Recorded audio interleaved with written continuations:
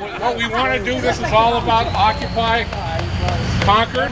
I didn't start it.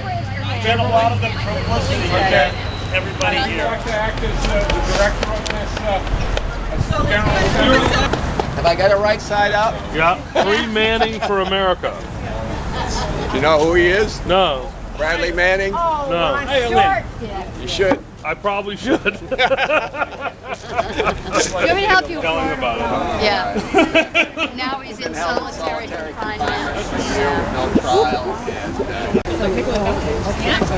Well, he just closed our account. Check. Mic check. Mic check. My name is Art Brennan. Nancy is my wife. We're still together. I'm after occupying D.C. for 2.5 weeks. So we learned all about the people's mic, how great it can be, what a pain in the ass it can be.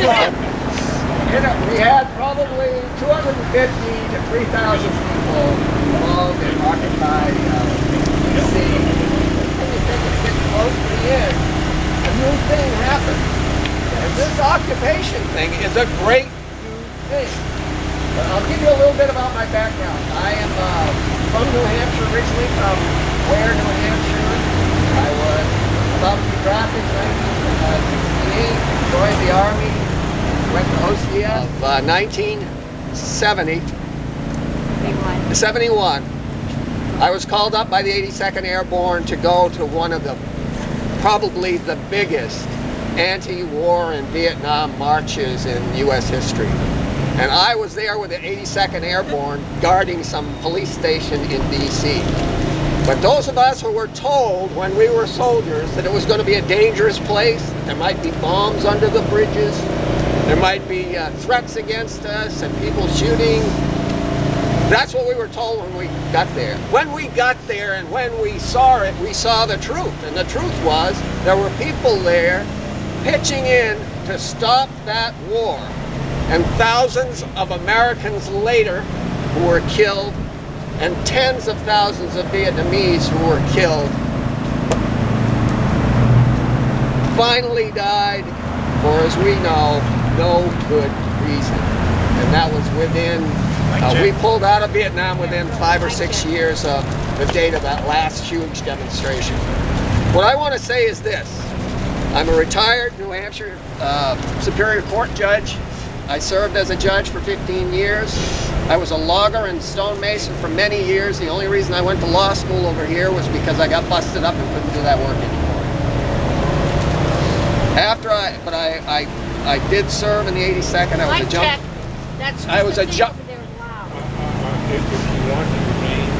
I was. People's mic, they can't hear you with that.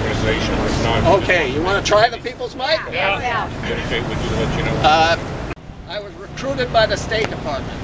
I was retiring as a Superior Court judge. I was asked to go to Baghdad to direct a new anti-corruption agency out of the embassy. The name of the agency was the Office of Accountability and Transparency. That name turned out to be just as Orwellian as it sounds. And within a few days of my arrival in Baghdad, I knew that the embassy was setting up window dressing for the purpose of fooling the American people and Congress and convincing them that the executive branch of our government cared anything about honesty, the lives of American soldiers, the lives of Iraqi people, and the taxpayers' dollars. I met with one of the people I would be advising, the director of the Iraqi FBI, out at the Baghdad Zoo. His name was Judge Radi al-Radi. Al-Maliki, who's the current leader of Iraq, supported by the United States, was trying to kill him. Or at least his ministers were trying to kill the man I was advising. Al-Radi lost 31 investigators, murdered, pursuing their investigations of the Iraqi government. 12 of their own family members were murdered with them. When I met with Judge Radi, he told me that al-Maliki had ordered him not to continue with his investigation. Al-Radi had already uncovered evidence of $18 billion and discovered that one of al-Maliki's closest advisors had released medical records from hospitals all over Iraq of Sunni people, and that Muqtada al-Sadr's death squads had used those documents to hunt down, kidnap, and murder innocent Iraqis. They killed at least 2,000 to 3,000 people. Al-Maliki's death squads were the security for the health ministries of Iraq.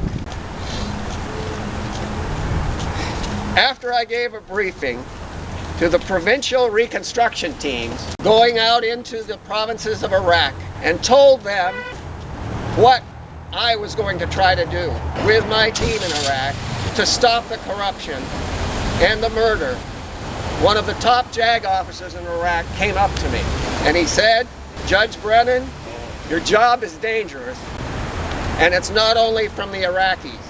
There are people here who want this thing to last forever." After a confrontation with Ambassador Crocker, I came back to the U.S. and I was asked to testify to the Senate and to the House about my experience in Iraq. Bush was still in office, and at both hearings, the Democrats climbed all over us. They said we were heroes for speaking out, that they knew there would be consequences for us for doing this. There were consequences. 3 of us were blacklisted by the State Department and the Department of Justice. It wasn't any consequence for me, but it was for my younger comrades. We are still blacklisted. Later, Nancy and I worked for Barack Obama. We went to his inauguration, and joy was in our hearts. But the testimony that we gave was forgotten by our Democrats in the House and the Senate. And now, even after the so-called withdrawal from Iraq, the same criminals who occupied our State Department and our Department of Justice in Iraq are now in Afghanistan with the blessings of a liar of a president. And confirmed by the liars that occupy Congress. Many lives in Iraq. We wasted many lives in Iraq. American and Iraqi.